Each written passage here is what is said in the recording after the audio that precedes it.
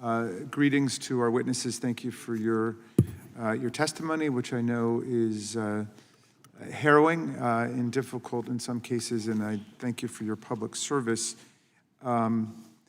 Trafficking is modern-day slavery, and it reflects a time of cruelty and barbarity when everything is for sale, not just public office and government, but human beings, people, women, children, laborers.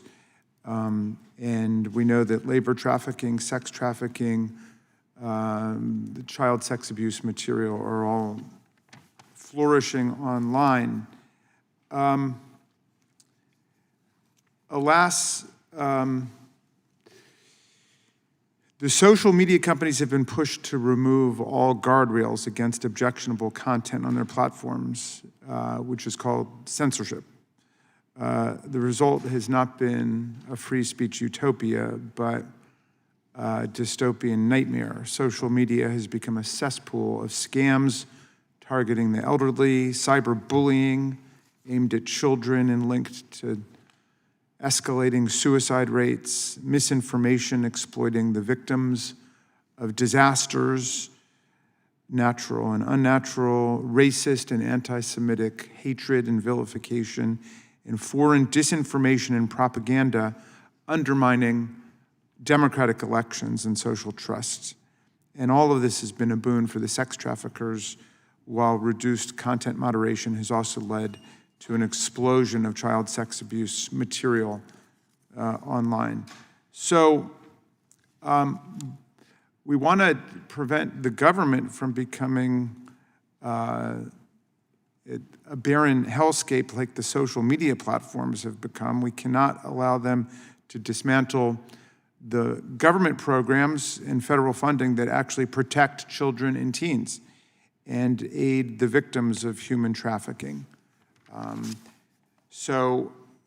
We rely on law enforcement and personnel from Homeland Security, the FBI, the Internet Crimes Against Children Task Force program, which is a national network of 61 different task forces to target the people that are preying on children and women.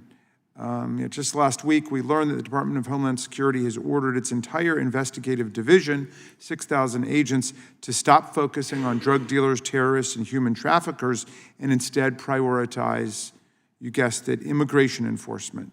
So the child pornographers, the drug networks, and the human traffickers must be uncorking their champagne bottles about the diversion of all the other law enforcement resources to work on the mass roundup and deportation of immigrants. So we've got an entire ecosystem of groups working to help here. The National Center for Missing and Exploited Children, which receives 81% of its funding from the federal government, does an essential job without federal funding and not-for-profits. And there are people determined to dismantle the federal funding.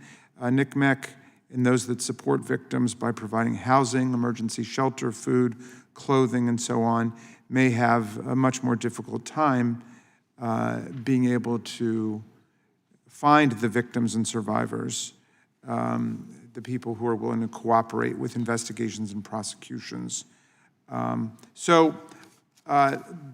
bottom line is I want to thank you for everything that you all are doing, and I hope that we will invest carefully in the public programs and the funded not-for-profit programs that are actually working to confront this nightmare in our time. I yield back to you, Mr. Chairman. Gentleman yields.